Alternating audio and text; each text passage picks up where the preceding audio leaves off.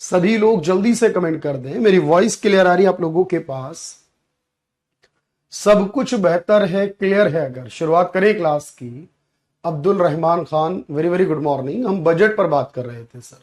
Class थोड़ी सी ज्यादा हो गई, बजट को लेकर एक क्लास एक्स्ट्रा लग गई, कोई बात नहीं भाई हमारी। देखो, हमने कंटेंट में कोई कमी नहीं करनी है। मैं हमेशा एक ही बात कहता हूं कि हमारे सिलेबस में वक्त क्यों लगता है, क्योंकि देखो हम एक बार पढ़ने की कोशिश करते हैं। हमारी कोशिश ये रहती है कि कोई स्टूडेंट अगर सीजीएल की तैयारी कर रहा है, कोई सीडीएस सीएपीएफ की तैयारी कर रहा है, कोई स्टेट के पीसीएस की कर रहा है, यूपीएससी के प्रीलिम्स की कर रहा है, टीजीटी या पीजीटी की कर रहा है ना, वो तो एक ऐसा पैकेज उसको मिलना चाहिए कि अब वो ये ना करे कि सर अभी तो मैं सीजीएल की तैयारी कर रहा हूं उसके अकॉर्डिंग, फिर कल वो कह रहा है कि मैं अब सीएचएसएल का भी दूंगा, अभी मैं एमटीएस का एग्जाम भी दूंगा, अभी मैंने सीडीएस भी देना है, इस बार मैंने बीएड कर लिया तो टीजीटी भी देना है। अब वो जनरली तौर पर इसको अगर करता रहेगा तो लाइफ टाइम पढ़ने में ही निकल जाएगी, है ना भाई। अगर ऐसा करेगा वो तो दिक्कत ये है, उसे करना ये कि एक पैकेज तैयार करना, एक अच्छा पैकेज तैयार करना है। और पीजीटी नोट्स, पीएनजी नोट्स कुछ हट गए हैं। अच्छा, ये जब से अब आया आपके पास नया अपडेट आया, मैं एक बार चेक कर लूंगा। विकास रंजन, पवनेश कुमार, लेकिन आज की क्लास में हम बात शुरू करेंगे भाई। मैंने आपको बजट के बारे में बताया था कि बजट के प्रोसेस जब प्रेजेंटेशन शुरू होती है उसके बाद से लेकर टोटल कितनी स्टेज बताई है मैंने बजट की, जिसमें प्रेजेंटेशन करना पहला होता है। जल्दी से कमेंट करके बताना मुझे। तो आप कहेंगे सर बजट की प्रेजेंटेशन पहली होती है, उसके बाद जनरल डिस्कशन होता है, उसके बाद स्क्रूटनी लिखवाया था, जांच यानी, उसके बाद बाकी कुछ करवाया आपने, 7 दिसंबर तक हो जाएगा। चलिए अच्छी बात है। तो आप कहेंगे सर 6 आपने प्रोसेस बताए थे, 6 के बारे में बात की थी। चलिए मैं एक बार चेक करता हूं सौम्य क्यों, क्या हुआ और कैसे हुआ वो, या वो अभी क्या प्रोसेस है। अब कहेंगे जो 6 में से मैंने आपको एक 4 नंबर का प्रोसेस बताया था। 4 नंबर पे मैंने ये कहा था कि हर एक विभाग को, हर एक मंत्रालय को डिमांड फॉर ग्रांट यानी कि अपने लिए पैसा मांगना होता है। चलिए मेरी बात समझिए, बिल्कुल हो जाएगा, जम्मू कश्मीर का भी हो जाएगा भाई। बाकी राज्य का कुछ है तो वो खुद पढ़ लेना। तो आपने कहा जी चौथा रहता है डिमांड फॉर ग्रांट, अनुदान की मांग, ये मैंने बोला। अब जो मैं कहना चाह रहा हूं वो बहुत ध्यान से सुनना। जब देखो अलग अलग डिमांड की जाती है, अनुदानों की मांग की जाती है हर विभाग के द्वारा, हर मंत्रालय के द्वारा।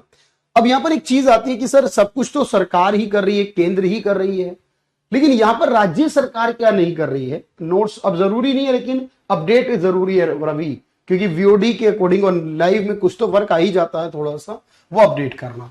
अब आपने कहा देखो हमारे पास मान लीजिए विपक्ष को 3 अधिकार मिलते हैं, और विपक्ष यहां पर बजट में प्रस्ताव लेकर आ सकता है जिसे कट मोशंस कहते हैं। लिखना कुछ नहीं, मैं लिखवाऊंगा अपने हिसाब से, लेकिन बात सुनना, इसे कहते हैं कटौती प्रस्ताव। अब एग्जांपल के लिए सुनना, मान लीजिए कि केंद्र सरकार ने बजट में कोई एक नई स्कीम लॉन्च की है, सुना, एक स्कीम लॉन्च की है और उसके लिए पैसे की डिमांड की जा रही है। अब जनरली एक व्यक्ति जो विपक्ष का है या सरकार का भी हो सकता है, लेकिन वो पॉलिसी को पसंद नहीं करता है, कोई मेंबर ऑफ पार्लियामेंट है, अब जनरली वो कहेगा कि वो इस पॉलिसी के अगेंस्ट में कट मोशन लाना चाहता है। अगर लोकसभा के स्पीकर उसको परमिशन देते हैं, लोकसभा स्पीकर उसे इजाजत देते हैं, तो उसके बाद वो कट मोशन के लिए प्रोसेस शुरू होगा। जनरली तौर पर वो उस स्कीम के बारे में सदन को बताएगा कि वो स्कीम कैसी है और किस तरह की है। जब वो सदन में स्कीम के बारे में बताएगा तो 3 मांग कर सकता है। पहली बात सुनना, वो ये कह सकता है पॉलिसी बहुत ज्यादा खराब है, इस पॉलिसी को पूरी तरह से बंद कर देना चाहिए, इस पॉलिसी को समाप्त कर देना चाहिए, ये पॉलिसी देश के हित में, समाज के हित में नहीं है, इसे बंद करने की वो मांग कर सकता है या नहीं। आप कहेंगे जी हाँ बिल्कुल कर सकता है, वो इसको बंद करवा सकता है।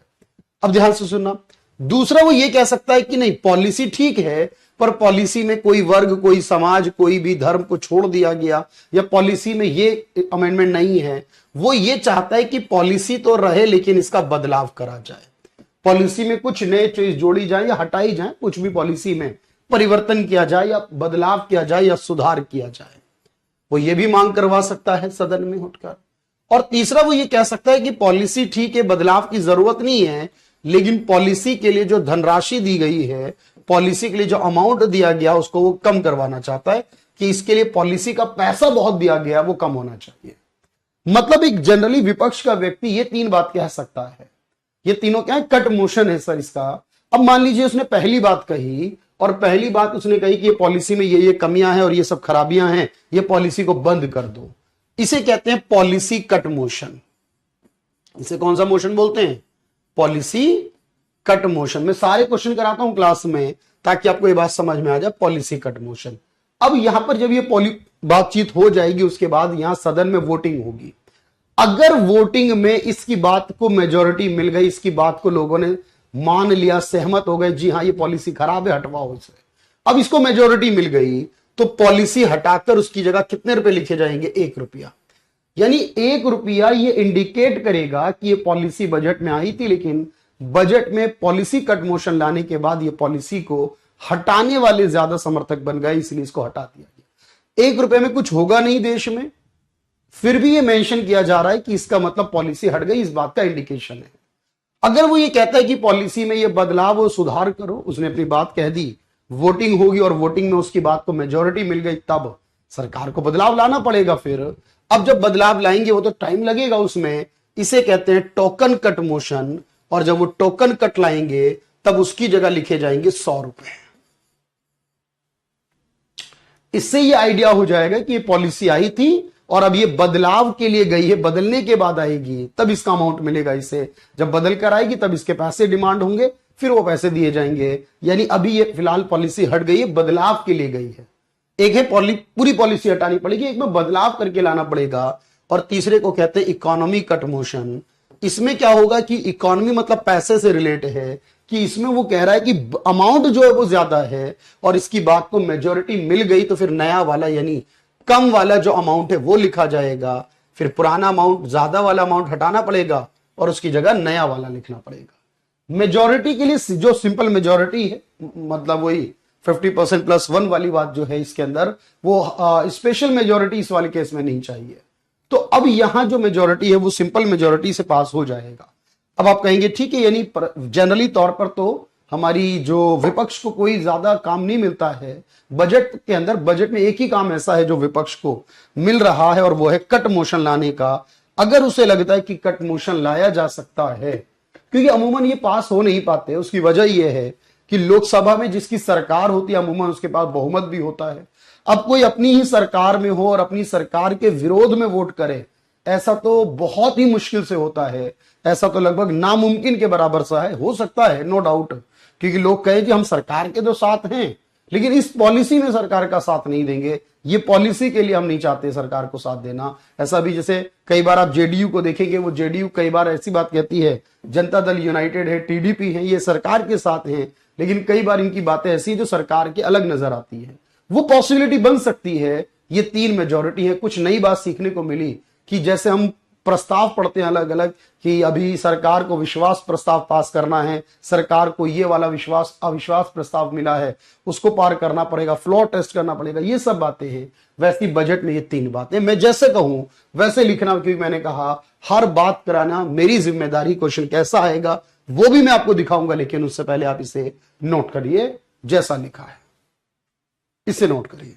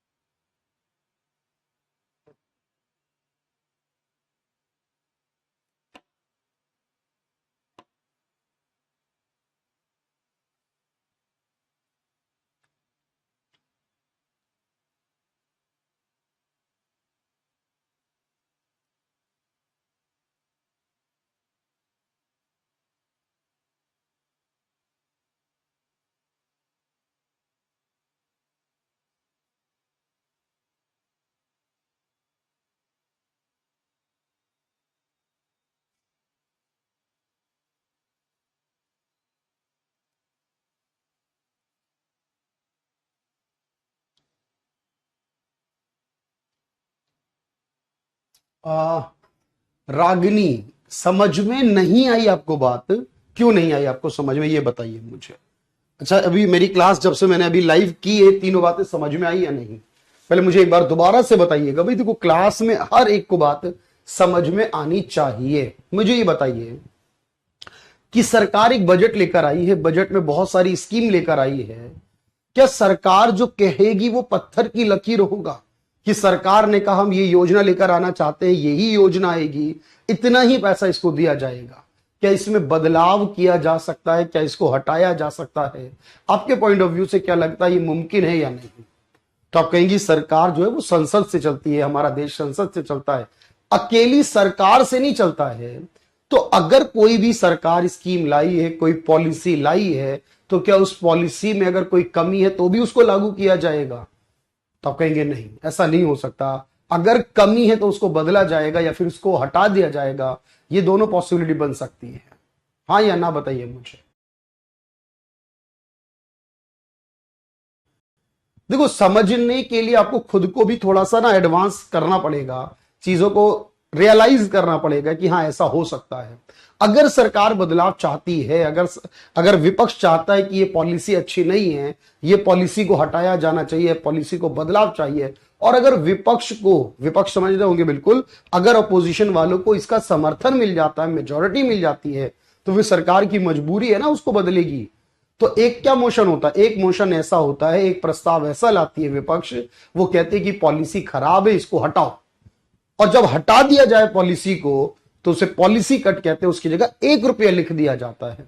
भाई कोई पॉलिसी आई, उसके मान लो 50,000 करोड़ था, अब 50,000 करोड़ हटा के वहां पर 1 रुपया लिख देंगे।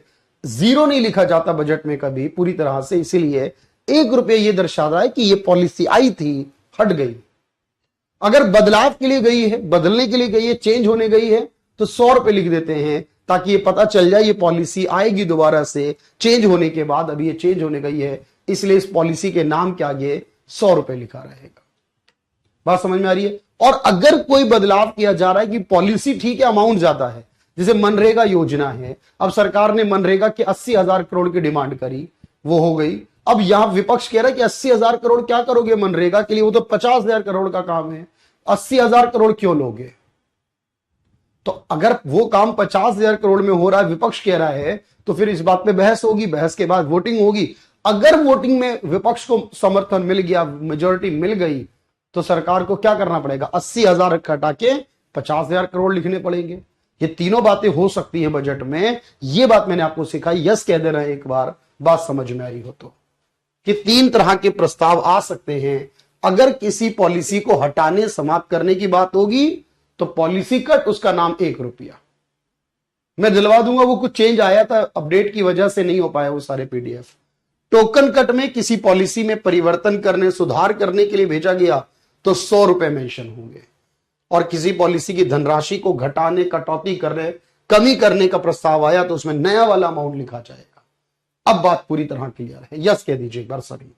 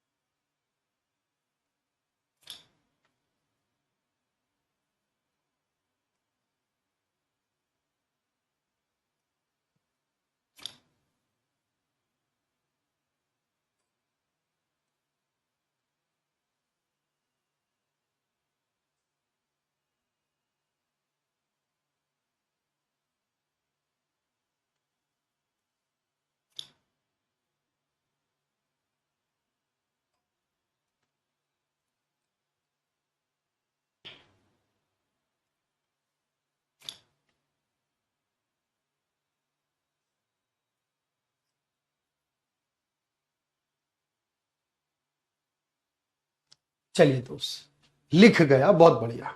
अब मुझे एक और बात समझाना, बहुत ध्यान से समझाना। मैं जो कह रहा हूं उसको समझाना, बताना मुझे। और जब तक यस ना करो तो लिखना मत भाई, यस ना करो तो लिखना मत। अच्छा, सरकार का काम बजट बनाना है। अच्छा, सरकार अच्छा बजट बनाना चाहती है, हाँ, in case of non lapsed budget, Ankush Kotwal, in case of non lapsed budget, non lapsed budget, चलो मैं एक बार देखता हूं इस बात को। वैसे होता नहीं है कैरी फॉरवर्ड, मतलब बजट का अमाउंट हर बार उसी 31 मार्च के लिए होता है, वो अमाउंट आगे नहीं जाता है। आपने एक वर्ड यूज किया, मैं उसे एक बार देखता हूं, बताता हूं आपको। लेकिन मैं जो कह रहा हूं उस बात को समझ, अच्छा देखो समझो क्या है। मैं आपसे कह रहा हूं कि एक सरकार है, सरकार में वित्त मंत्री है, फाइनेंस मिनिस्टर है, या मैं कह रहा हूं आप अपने बारे में सोचिए, छोड़िए सबके बारे में। आपको कोई फैसला लेना है, आपको कोई डिसीजन लेना है किसी भी काम को करने का, आप अकेले डिसीजन लो वो ज्यादा अच्छा होगा, या डिसीजन के लिए अपने फ्रेंड्स, अपने रिलेटिव्स, अपने फैमिली मेंबर से भी बातचीत कर ली जाए, उनका एक्सपीरियंस क्या कहता है, उनकी नॉलेज क्या कहती है, उनका आइडिया क्या कहता है, या ये ज्यादा बेहतर रहेगा? कोई भी फैसला आपको अकेले करना बेहतर रहेगा, कोई भी डिसीजन अकेले लेना अच्छा ज्यादा है, या लोगों से एडवाइस लेकर, उस लोगों से उसके बारे में बात करके, थोड़ी सी उसकी जानकारी निकालकर रिसर्च करके एडवाइस लेने के बाद ज्यादा बेहतर रहेगा? आपको एक छोटी सी कहानी बोल रहा हूं मैं, तो मुझे लगता है 99% लोग यही कहेंगे कि सर एडवाइस ले लेना बेहतर है, ज्यादा नहीं तो फैमिली मेंबर्स की, अपने फ्रेंड्स की एडवाइस लेनी चाहिए कि ज्यादा अच्छा रिजल्ट आना चाहिए। कोशिश यही है भाई, बात तो खराब कभी भी हो सकती है, कोई फैसला गलत तो कभी भी साबित हो सकता है, चाहे एडवाइस लियो या ना लियो, लेकिन मोस्टली प्रोबेबिलिटी ये है कि एडवाइस लेने के बाद जो डिसीजन है वो ज्यादा बेटर होगा एज कंपेयर टू इंडिविजुअली। सही है मेरी बात? चलो अब मैं कह रहा हूं सरकार बजट बना रही है, सरकार का काम है फाइनेंशियली डेवलपमेंट करना और स्टेबिलिटी रखना। आप मुझे बताना सोचकर कि वित्त मंत्री को अकेले बजट बनाना चाहिए सरकार को, सरकार यानी वित्त मंत्री यानी गवर्नमेंट को अकेले बजट बनाना चाहिए, या मैं क्यों चलो एडवाइस ले लेते हैं? आपके मन में किसका नाम आएगा एडवाइस के लिए? आप कहोगे सर एडवाइस किससे लेंगे? फिर सरकार अगर बजट बना रही तो एक काम करें, आरबीआई के जो गवर्नर है उससे बात कर ले थोड़ी सी, सेबी का जो चेयरमैन है उससे बात कर ले थोड़ी सी, जो आईआरडीए इंश्योरेंस कंपनियों की हेड संस्था आईआरडीए कहलाती है उसके चेयरमैन से बात कर लें, या जो हमारा पीएफआरडी है pension fund regulatory and development authority है उसके चेयरमैन से बात कर लें, एक आईबीबीआई है insolvency and bankruptcy board of India, सब बाद में आएंगी चीजें अपने आप धीरे धीरे, उसके चेयरमैन से बात कर लें, फाइनेंस सेक्रेटरी को भी बुला लेते हैं बात करने के लिए, अलग अलग सेक्रेटरी मंत्रालयों के अंतर्गत होते हैं उनको बुला लेते हैं। अब इनके साथ मिलकर अगर एडवाइस कर लें और फिर बजट बनाएं तो ज्यादा बेहतर होने की उम्मीद है या नहीं? बस मुझे इस बात का जवाब दीजिए, हां या ना का जवाब है। मैंने कहा कुछ बातें मैंने आपको बताई हैं, वैसे नंबर नहीं पूछता, एक एक नाम नहीं पूछता आज तक हाँ एफएसडीसी, तो इस प्रोसेस को बोलते हैं एफएसडीसी, इसे बोलते हैं financial stability and development council.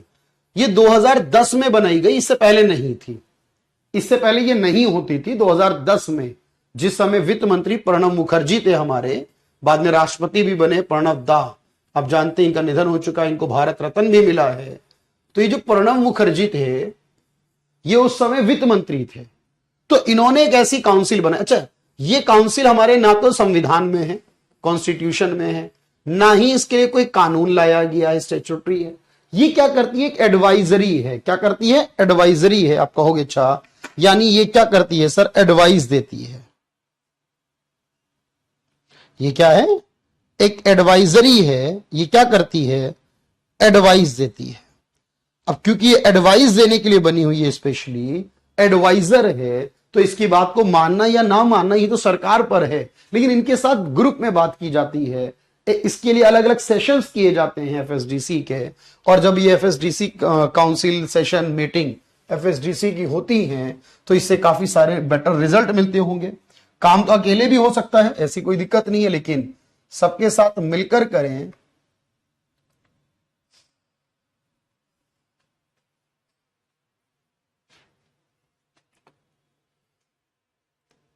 देखो भाई, एक चीज देखना ध्यान से, मैं इसलिए आपको यहां दिखाने की कोशिश कर रहा हूं।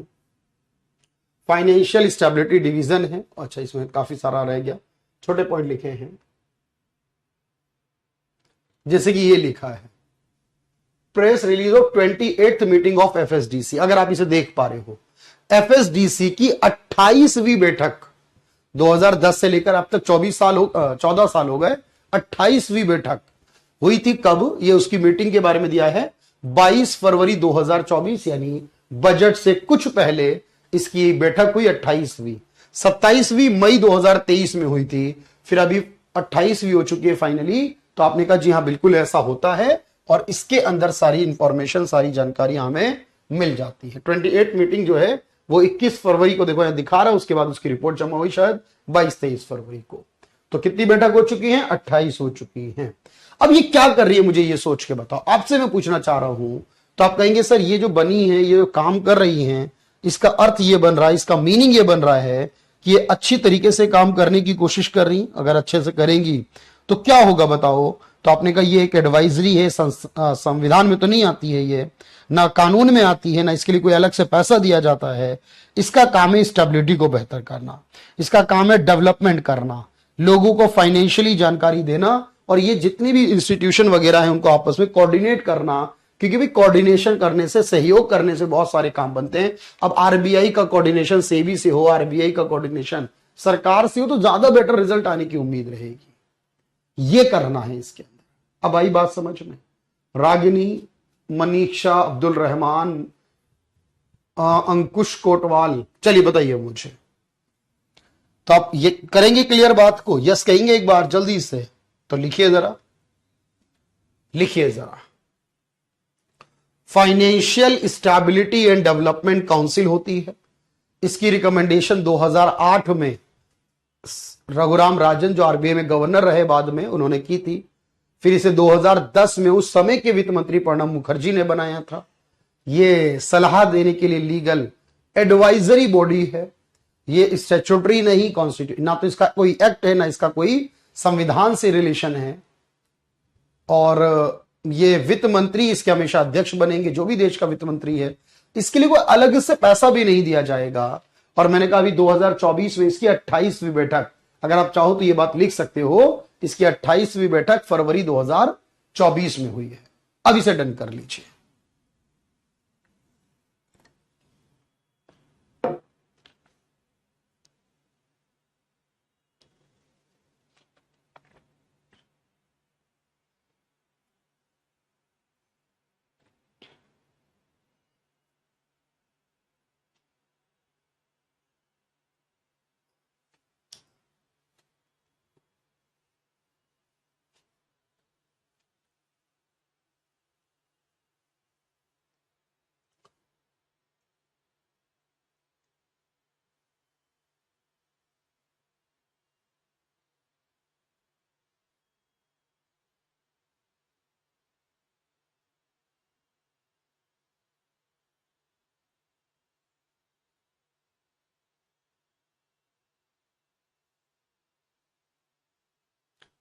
एक डाउट पूछा था, अच्छा वो इन्फ्लेशन वाला शायद, हाँ याद आया, इन्फ्लेशन वाला डाउट पूछा था आपने कि सर इन्फ्लेशन कैसे बढ़ेगी।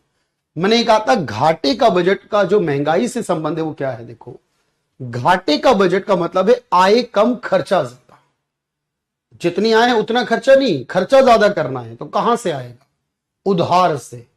और उधार लेकर सरकार देश में खर्च करेगी, उधार लेकर सड़क बनाएगी, उधार लेकर एयरपोर्ट बनाएगी, उधार लेकर रेलवे लाइन बिछाएगी, उधार लेकर बिल्डिंग बनाएगी, उधार लेकर हॉस्पिटल कॉलेज बनाएगी। तो इसका मतलब लोगों के पास आएगा पैसा। सरकार के पॉइंट ऑफ व्यू से सोचना है, सरकार उधार लेकर खर्च करेगी, देश के लोगों में ज्यादा बनेगा, ज्यादा आएगा, देश के लोगों की आय बढ़ेगी। जब देश के लोगों की आय ज्यादा होगी, देश के लोगों में पैसा ज्यादा होगा, तो ज्यादा पैसा महंगाई को बढ़ाता है, क्योंकि कीमतें बढ़ती है, महंगाई बढ़ती है। तो आपने कहा क्योंकि उधार लेंगे, उधार से मार्केट में मनी की सप्लाई बढ़ेगी और उस कारण से इन्फ्लेशन बढ़ेगा, जिससे मुद्रा की वैल्यू में गिरावट आती है। वैल्यू में गिरावट, सामान की कीमत बढ़ती है और मुद्रा की वैल्यू में गिरावट आती है। शायद आपको यही डाउट था, क्लियर हुआ हो तो एक बार यस कहना। चलिए, तो अपने का ये एक एपेक्स यानी हाई लेवल की एडवाइजरी बॉडी है, बात पूरी तरह क्लियर। इसका चेयरमैन हमेशा जो देश का वित्त मंत्री होगा, जो भी वित्त मंत्री, जैसे इस समय अभी आपके पास, अभी रागिनी एग्जैक्ट डेट तो मुझे नहीं पता, जब भी सरकार लेकर आएगी तब हम बिल्कुल उसके लिए काम करेंगे। और किसी विशेष धनराशि का अब जानते हैं प्रबंधन नहीं होगा, no separate fund for FSDC meetings.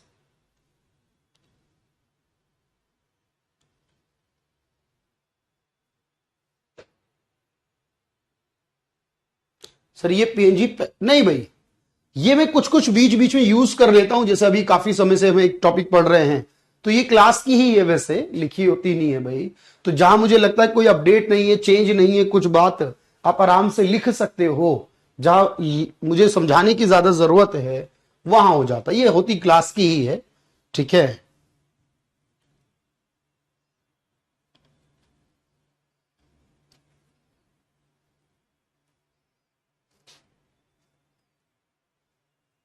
अब मेंबर की जरूरत नहीं है वैसे, क्योंकि अमूमन इतने ज्यादा डिटेल में नहीं आता कि इसके मेंबर कौन कौन होंगे। ये पूछा जाए आपसे कि बजट डेफिसिट हमेशा जीरो, बताता हूं मैं आपको।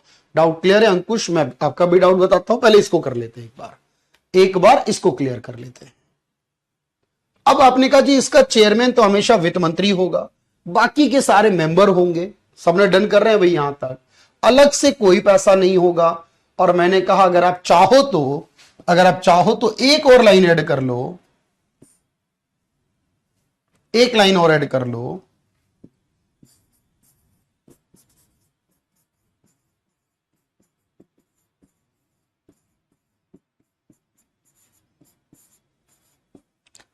एफएसडीसी की 28वीं मीटिंग साल में एक बार नहीं होती, साल में 2 बार या 3 बार होती है।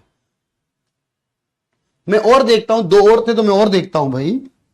28 मीटिंग थी और ये मैंने क्या कहा, फरवरी 2024 में हुई है। मतलब इससे एक अंदाजा रहेगा कि इतनी बार तो हो चुकी है, फिर तो आगे जैसे जैसे जाओगे बढ़ता चला जाएगा सर, अभी इतनी बार तो हो चुकी है। अच्छा, अब मेरी बात को ध्यान से समझना, फरवरी 2024 में ये हो चुकी है। आगे क्या कहते हैं सर?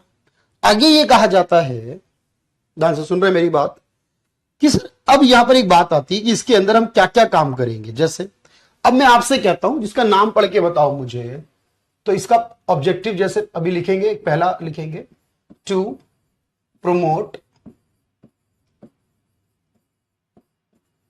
Financial stability. भाई जो हमारे देश की फाइनेंशियली यानी पैसे से रिलेटेड है, अभी मैं हिंदी भी लिखवाऊंगा, वेट कर लो भाई, आराम से लिख लेना, कोई जल्दी नहीं है। मैं फिर कहता हूं समझ ज्यादा जरूरी है। कर लिया, अच्छी बात है भाई, बढ़िया करा आपने। तो आपने कहा फाइनेंशियल में हिंदी भी लिखवाऊंगा, वेट करते हैं। टू प्रमोट यानी बढ़ावा देना, प्रमोट करना, डेवलप करना, promote financial development of financial sector. अब इसका नाम ही है ना स्टेबिलिटी और development, development of financial sector, इसका डेवलपमेंट करना। बात वही है, फाइनेंशियल सेक्टर की स्टेबिलिटी लाना और फाइनेंशियल सेक्टर का डेवलपमेंट करना। फाइनेंस में बैंक, इकोनॉमी सब आ जाता है। ये जितनी भी बॉडीज है, देखो हमने कहा सेबी है, आरबीआई है, आईआरडीए, ये सब क्या है? ये रेगुलेटरी बॉडी है। 1 ईयर तक, हाँ 1 साल तक रहेगी, जो जब तक बैच रहेगा पीएनजी रहेगी। अभी देखो मेरे भाई प्लीज, मैं कह रहा हूं ये अभी ऐप अपडेट आया है तो मुझे अभी नहीं देख पाया हूं मैं, लेकिन आप कह रहे हो कि सर इसमें कुछ पीएनजी गायब हो गई है। तो ऐप अपडेट आया है, आज मंडे है, आज इस सप्ताह का पहला दिन है। तो अभी शायद जो भी ऑफिसर हमारे हैं ये आएंगे और आकर बिल्कुल जो भी कमियां हैं वो दूर करेंगे, उसमें जो भी होगा। तो आप वेट कर लीजिए 1 से 2 दिन का, कल तक का कम से कम, और फिर देखिए कि आपकी जो थी चीजें गायब हुई थी वो वापस आई या नहीं। अपडेट में कई बार ऐसा हो जाता है, तो कोई ऐसी समस्या नहीं है भाई। हाँ, इसको ऑब्जेक्टिव लिख सकते हैं, ऑब्जेक्टिव ऑफ एफएसडीसी। अब इसकी हेडिंग बना सकते हैं ऑब्जेक्टिव ऑफ एफएसडीसी। तो मैं ये कह रहा था आपसे कि जितनी भी रेगुलेटरी बॉडीज हैं ये अगर आपस में कॉपरेट करें, सेबी, आरबीआई, इरडा, ये सारी, तो इसका काम है to promote coordination among regulatory bodies. ये सारी रेगुलेटरी बॉडीज कहलाती हैं। अगर आप कंफ्यूज हो तो एग्जांपल लिख सकते हो ब्रैकेट में, जैसे आरबीआई है, सेबी है, सब रेगुलेटरी बॉडीज हैं। ये आपस में एक दूसरे को सहयोग करें, ये चाहता है FSDC, to promote coordination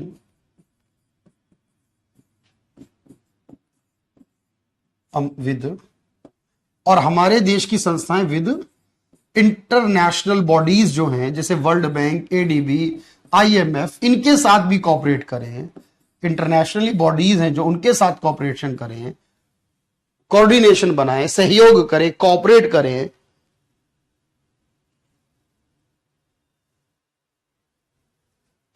coordination या ऐसे भी लिख सकते हो, कोऑर्डिनेशन विद, अच्छा, और इसका काम है टू प्रमोट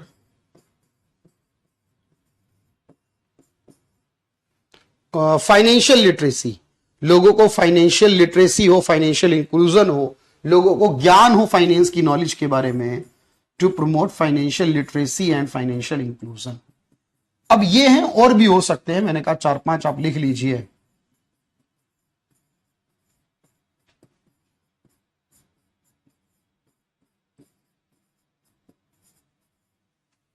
इसको मैं एक एक करके हिंदी बताता हूं, ध्यान से सुनना। जैसे इसकी हिंदी क्या है, वित्तीय साक्षरता व वित्तीय समावेशन को बढ़ावा,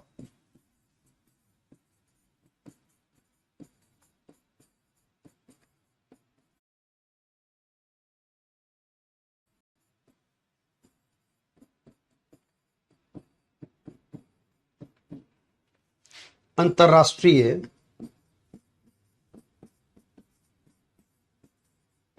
संस्थाओं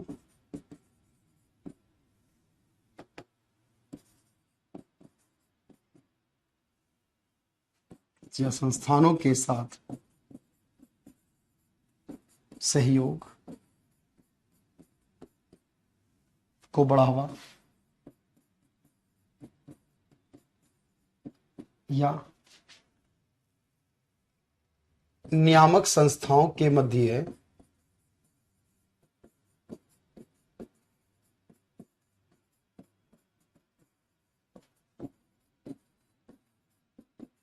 सहयोग को बढ़ावा,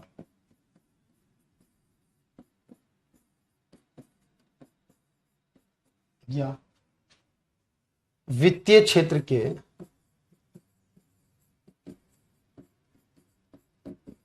विकास को बढ़ावा,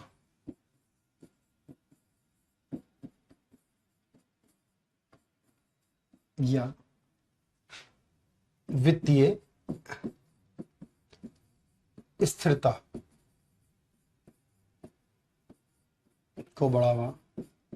तो यानी इस तरह के वर्ड्स अगर आपके पास आए तो आप कहेंगे ये सब क्या है, एफएसडीसी के उद्देश्य हो गए। फिर ये इस बॉडी का काम फाइनेंस मिनिस्टर को एडवाइज करना है बजट मैटर पर, on any financial, on budget related financial matters, budget related, कि बजट से रिलेटेड यानी फाइनेंशियल मैटर आएंगे उसके लेकर बजट में क्या प्रोविजन होने चाहिए।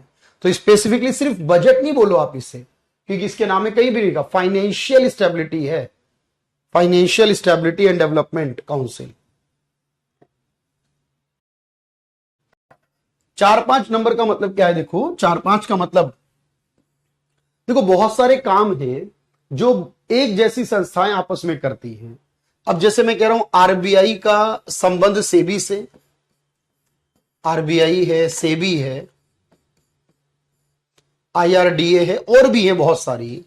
अब ये संस्थाओं क्या क्या काम कर रही हैं, क्योंकि अगर इंश्योरेंस में कोई बदलाव आएगा या बैंक में कुछ आएगा या शेयर बाजार में, उसका इंपैक्ट तो इकोनॉमी पर पड़ेगा ना। तो ये आपस में एक दूसरे से जुड़कर चलनी चाहिए या नहीं, तो आप कहेंगे जी बिल्कुल चलनी चाहिए, इनका रिलेशन आपस में हो। और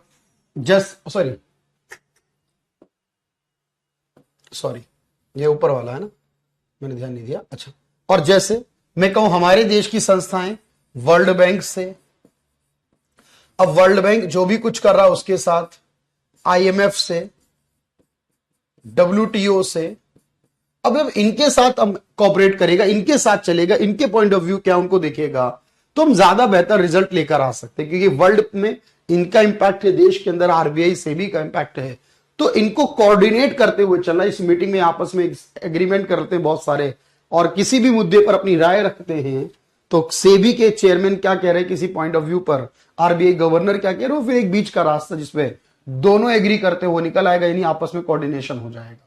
अगर मान लीजिए दो व्यक्ति और दोनों अलग अलग बात कर रहे हैं, दोनों का पॉइंट ऑफ व्यू अलग अलग है, तो कॉन्ट्राडिक्शन होगा, नुकसान देश की इकोनॉमी का होगा।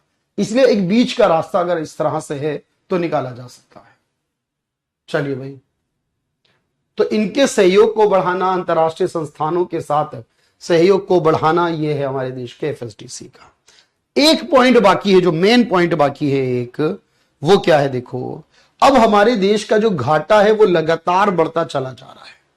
हमारे देश का जो बजट है उसका जो घाटा है वो लगातार बढ़ता चला जा रहा, बढ़ता चला जा रहा, कोई रोक ही नहीं पा रहा उससे। मेरी बात को बहुत ध्यान से सुनना, हमारे बजट का घाटा लगातार बढ़ता चला जा रहा है सर, उसको रोकने वाला कोई नहीं है। बजट के घाटे को रोकने वाला कोई नहीं है। क्यों? क्योंकि कोई भी उसके लिए स्पेसिफिकली काम नहीं कर रहा। अब आप कहेंगे सर अगर कोई काम नहीं कर रहा तो फिर क्या करें? ध्यान से सुनना मेरी बात। होता क्या है कि अगर हम कंट्रोल ना करें, देखो अगर मैं कहूं सरकार बजट घाटा कम क्यों नहीं करती, बताओ मुझे। अगर घाटे को कम कर दिया, मैंने आपको पढ़ाया लिखवाया भी है, अगर हम घाटा कम करने की तरफ गए तो आप मुझे बताओ सोचकर क्या होगा। आप कहोगे सर खर्चा कम करना पड़ेगा, खर्चा कम करना पड़ेगा। मैं सिंपल लैंग्वेज यूज कर रहा हूं, खर्चा कम करना होगा, क्योंकि भाई घाटा कम करना है तो खर्चे कम करो, खर्चे कम हो जाएंगे तो उधार कम हो जाएगा, उधार कम लेना होगा। लेकिन ये अच्छी बात तो है, अगर खर्चा कम हुआ तो आपको यह भी याद रखना है विकास भी कम होगा। अगर खर्चा कम हुआ तो विकास भी कम होगा। अब एक बात बताओ, कोई सरकार बजट के घाटे को कम करके विकास कम कर ले तो आप क्या कहोगे? उस वोट को, सरकार को अगली बार वोट नहीं करोगे कि इसने तो कोई डेवलपमेंट किया ही नहीं। जब किसी ने डेवलपमेंट नहीं किया तो वोट किस बात का? भाई आप बताओ, आप ये कहते हो ना कि हमारे देश में, मैं आपसे एक एग्जांपल लेकर कह रहा हूं, एक एग्जांपल लेकर कह रहा हूं कि बुलेट ट्रेन चलेगी सर हमारे देश में, मुंबई से लेकर अहमदाबाद तक बुलेट ट्रेन चलेगी। आप सब लोग इस बात पर एग्री कर रहे हैं, जी हाँ जी बुलेट ट्रेन तो चलेगी हमारे देश में। हम सबको पता है कि देखो सरकार आ रही है, बहुत बढ़िया काम कर रही है, इस बात को लेकर हर कोई अच्छा ही करेगा और इस बात में, लेकिन कोई ये नहीं जानता ना कि इसके लिए 88,000 करोड़ रुपए जापान से उधार लिए गए हैं। ये बात तो वो जानता है जिसने पढ़ाई की है, जिसने इस मैटर को जाना है, वरना सब ये जानते हैं कि हाँ जी सरकार आ गई है, डेवलपमेंट कर रही है। और लगातार देखिए अब तो वंदे भारत भी चल रही है साथ में, और अभी यहां पर बुलेट ट्रेन भी 2027-2028 तक आ जाएगी और हमारे देश में एक नया कीर्तिमान बढ़ जाएगा। लेकिन किसी को यह नहीं पता कि इसको तो उधार लिया है जापान से, आज उधार लिया है, लेकिन देना पड़ेगा अगले 50 साल के अंदर। अब जो 50 साल बाद की सरकार होगी वो कहेगी जो हमारे ऊपर ऑलरेडी इतना कर्ज पुरानी सरकारें लेके गई, हम उसको चुकाएंगे। अगर हम उसको चुकाने गए तो हम कुछ नहीं करेंगे, हमें कौन वोट करेगा? तो फर्क खत्म हो जाएगा। वो भी कहेंगे हम और उधार ले लेते हैं, जो आएगा आने वाले समय में वो देखेगा अपने आप क्या करना है, लेकिन हम उधार लेंगे, हम डेवलपमेंट शो करेंगे। डेवलपमेंट होगा तो वोट भी होगा, डेवलपमेंट होगा तो देश आगे बढ़ेगा, डेवलपमेंट होगा तो जीडीपी बढ़ेगी। तभी तो मैंने कहा ना, संसाधनों को मैनेज करना है सरकार का काम। अब इसको किस तरीके से करा जाए कि बैलेंस हो जाए। तो यहां पर सरकार ने एक रूल बनाया, बहुत ध्यान से सुनना, कि ऐसे तो कोई भी कम नहीं करेगा। तो 2003 में एक्चुअली अटल बिहारी वाजपेयी जी की सरकार थी, जब एक कानून लाया गया, उसका नाम था एफआरबीएम। मेरी बात सुनना, एक कानून लाया गया जिसका नाम क्या था? एफआरबीएम था। देखते हैं भाई यतन, अभी एग्जैक्टली तो कुछ नहीं कह सकता मैं, स्क्रीनिंग है तो देखते हैं भाई। आप देखो भाई यहां पर, तो आपने कहा जी एफआरबीएम था 2003 का। ये स्क्रीनिंग टेस्ट कौन से एग्जाम का भाई? 17 अक्टूबर को कौन से एग्जाम का है, मुझे एक बार बताना। तो आपने कहा इस कानून में ये कहा देखो कि हमें रेवेन्यू डेफिसिट को, जो राजस्व घाटा है, मैंने बताया आपको, हम इसको जीरो करेंगे, इसको जीरो पर पहुंचाएंगे। लेकिन एक दिन में नहीं, 5 साल बाद 2008-9 तक। सुनना भाई, और जो फिस्कल डेफिसिट है हम उसको क्या करेंगे? 3% पर लाएंगे। अब आपको जी हर एक काम करो, डायरेक्टली किसी साल ऐसा करो खर्चे बंद कर दो, एक साल करो ही मत और घाटा एकदम नीचे ले आओ, ऐसा हो सकता? नहीं हो सकता। तो आपने कहा जी इसको कम करना है, 2008-9 वर्ष तक 3 लाना है और इसको 0 लाना। इसके लिए क्या रूल बना? अच्छा, एच टेट वाला, ओके। तो इसके लिए क्या रूल बना? इसके लिए क्या रूल बना? इसके लिए रूल बना कि भाई देखो, जो रेवेन्यू डेफिसिट है इसे आप हर साल 0.5% कम करो, हर साल इतना, और जो फिस्कल है इसे हर साल इतना कम करो। मतलब ये नहीं कि एक बार में कम कर दो पूरा, बल्कि क्या रूल बनाया? हरियाणा वाला, समझ गया मैं, स्टेट हरियाणा जो है स्क्रीनिंग है 17 अक्टूबर को, ठीक है भाई। तो आप क्या कहोगे? तो आप कहोगे सर रेवेन्यू वाले को हर साल इतना कम करके यहां पहुंचाना है, इस वाले को हर साल इतना कम करके यहां पहुंचाएंगे।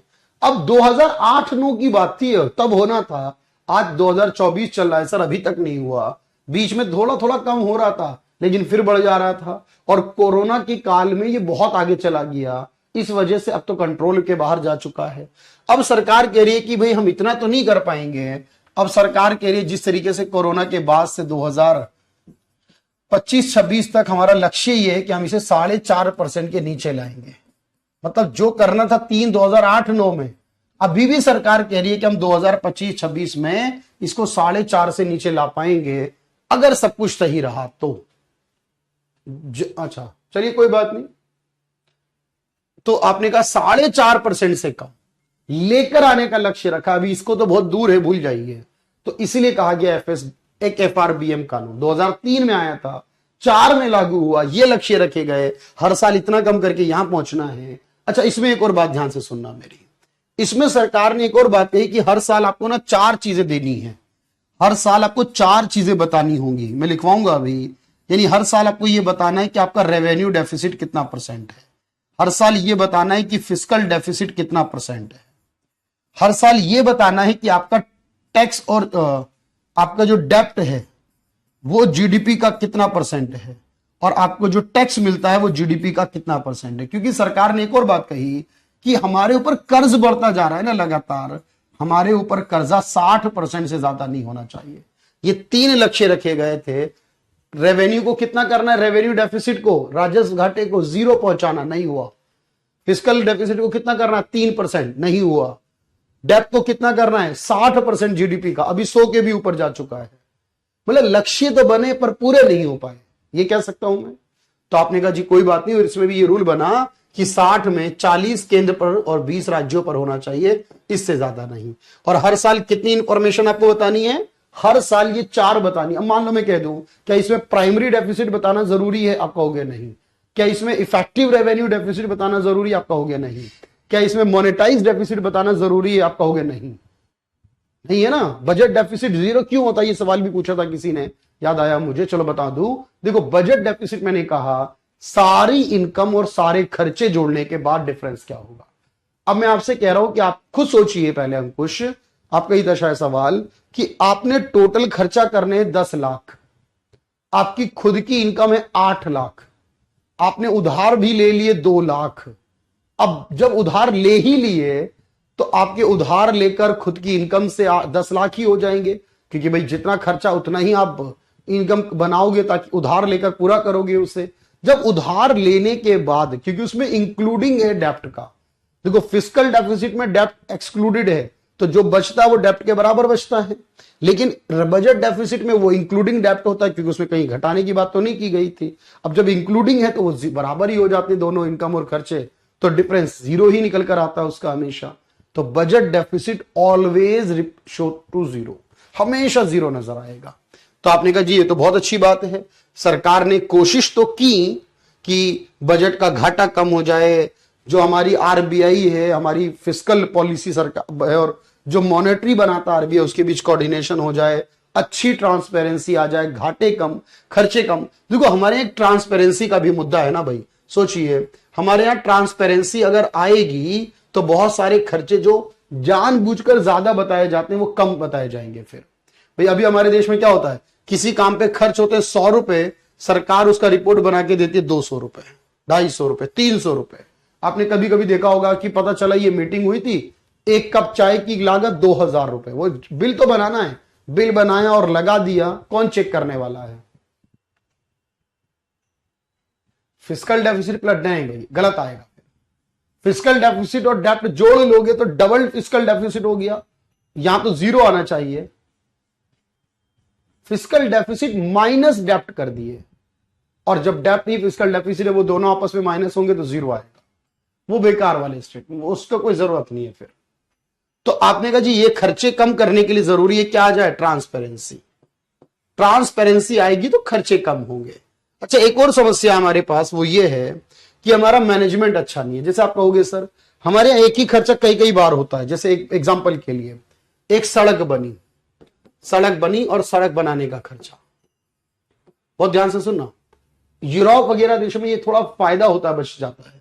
सड़क बनी, अभी 1-2 महीने ही गुजरे होते हैं कि आ जाते हैं सड़क, दोबारा खोदना शुरू करते हैं जी। क्या हुआ, इसके नीचे से सीवर का पाइप जाना है, वो नहीं गया था।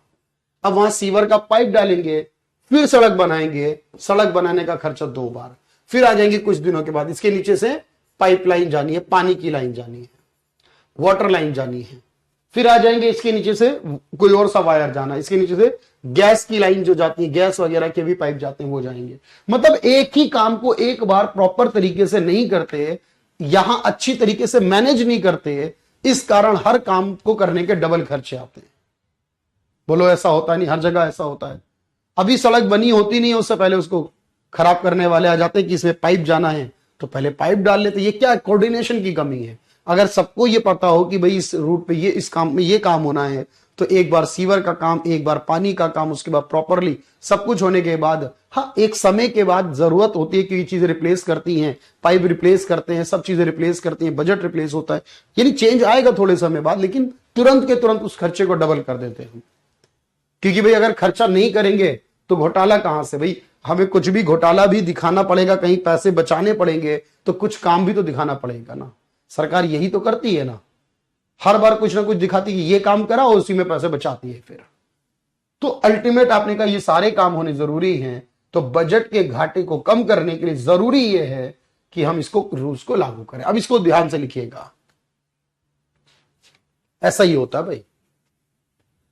Fiscal responsibility and budget management, ये कानून 2003 का है, 2004 में इसे लागू किया गया है।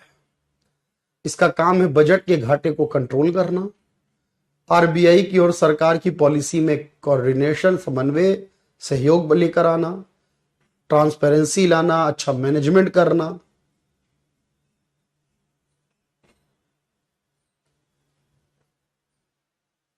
ठीक है भाई।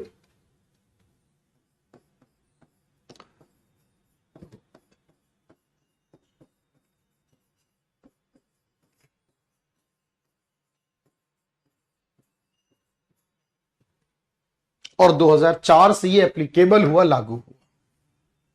ठीक है।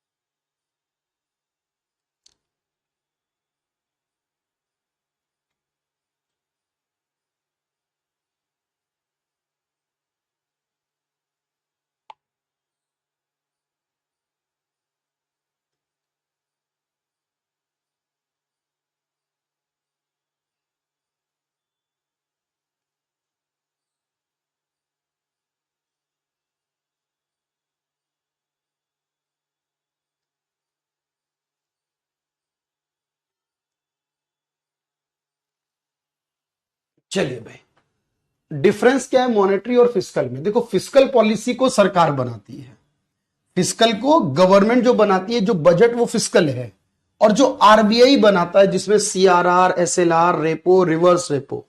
अब कई बार क्या होता है ना, कॉन्ट्राडिक्शन हो जाता है बीच में, मतलब सरकार कुछ अलग सोचती है, आरबीआई कुछ अलग सोचता है, इन दोनों के बारे में अभी लेता हूं, वाला पॉइंट भी आपका रह गया। अच्छा, फिस्कल का मतलब जो गवर्नमेंट की हो, मॉनेटरी जो आरबीआई की हो।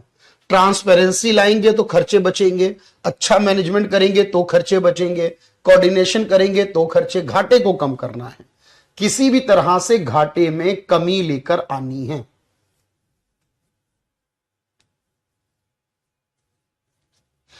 किसी भी तरीके से घाटे में क्या करना है, कमी करनी है, इसको कम लेकर आना है।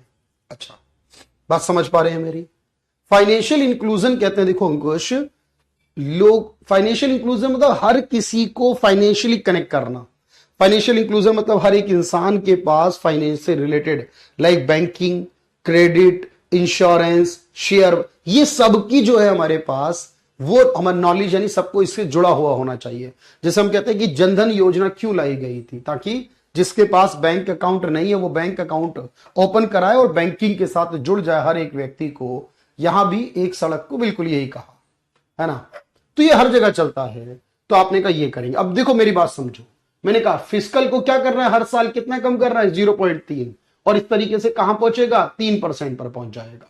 रेवेन्यू को हर साल कितना करना है, 0.5 कम, फिर कितना पहुंचाना है, 0 पहुंचाना है। डेट को कितना पहुंचाना है, 60% पर, किसमें, केंद्र का 40 और राज्य का 20। ये लक्ष्य बनाए गए। इसमें रेवेन्यू और फिस्कल डेफिसिट में डिफरेंस क्या होगा, रवि ये तो मैं भाई करा चुका। अब इसके लिए आपको पीछे जाना पड़ेगा, क्लास देखनी पड़ेगी पुरानी वाली जो मैं पढ़ा चुका, अपने नोटबुक चेक करी है। देखो रेवेन्यू डेफिसिट कहते हैं जो रेवेन्यू के एक्सपेंडिचर और रेवेन्यू की इनकम। अब आप कहोगे रेवेन्यू क्या होता है, ये मैं बता चुका हूं, रेवेन्यू की इनकम में क्या क्या है, रेवेन्यू के खर्चों में क्या है। और फिस्कल कहते हैं टोटल बजट में जो कमी है और टोटल बजट पूरे करने के लिए जो उधार लेंगे वो फिस्कल डेफिसिट। ये दो अलग अलग प्रकार के डेफिसिट है, दोनों के फॉर्मूले अलग अलग हैं, प्लीज इसको भी चेक करिए एक बार। तो आपने कहा तीनों लक्ष्य बनाए गए कि इतना इतना हमें करना है, इतना इतना हमें करना है भाई। इसकी एक हेडिंग बना सकता हूं, टारगेट्स अंडर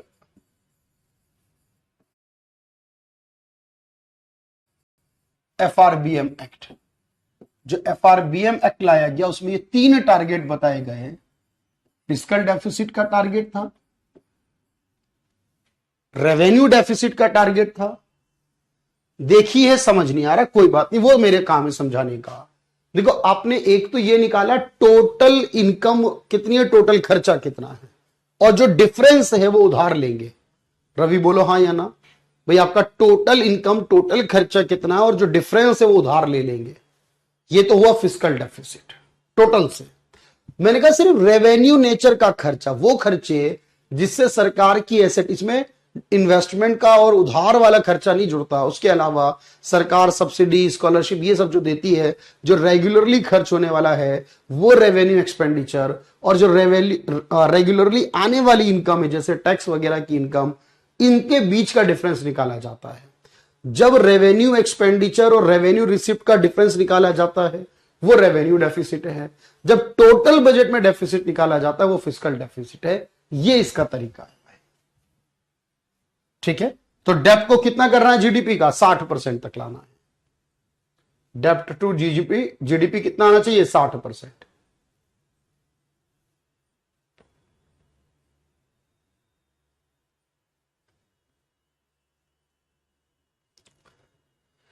चलिए कोई बात नहीं, आएगा समझ में जी। ठीक है, हम इसे तक करने की कोशिश करेंगे लगातार कि इतना परसेंट होना चाहिए।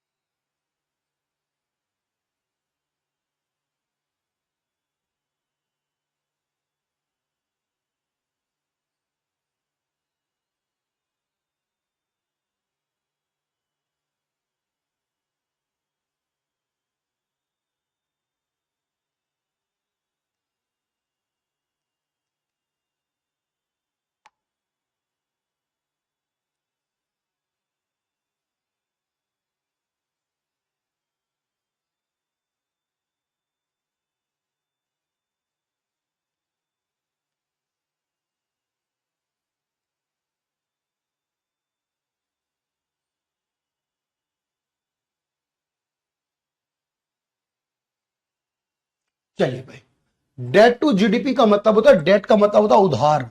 हमारी जीडीपी का कितना प्रतिशत उधार होना चाहिए?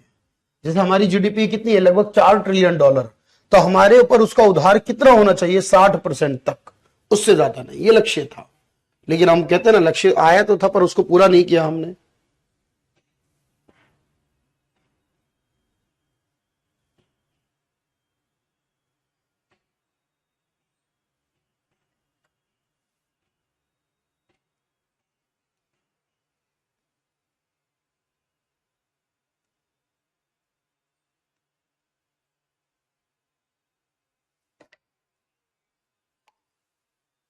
तो आपने कहा जी तीनों काम कर लेंगे, बस इसको ध्यान में रखना।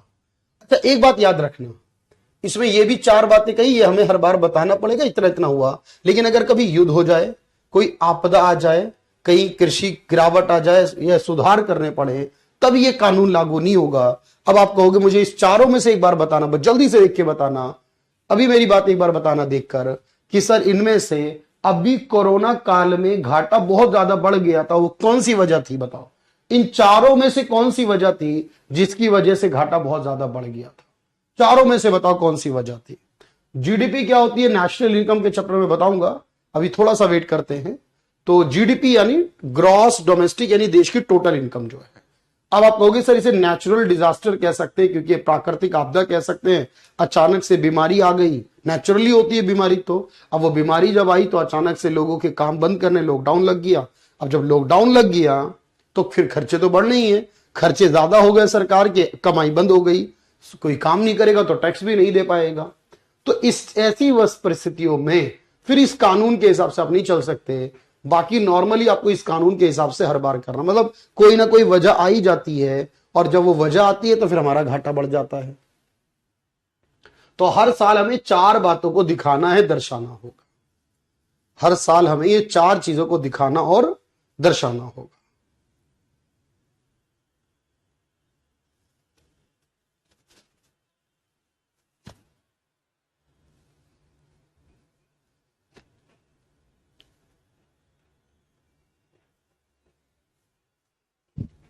ठीक है, चलो। अच्छा, बाकी ये है कि देखो आप पढ़ते रहिए, 100% कभी कोई चीज कंफर्म नहीं होती है।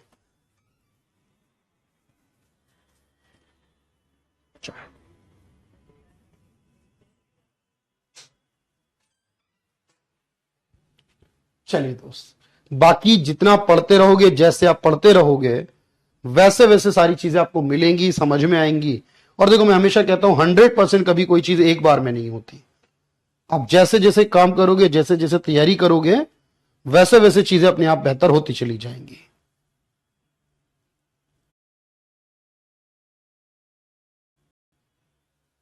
ठीक है, तो ये लगातार करने की जरूरत है। अगर आप लगातार चीजें करते रहोगे, आसान होती रहेगी। आखिरी ये तीन चार चाहो तो लिख लेना।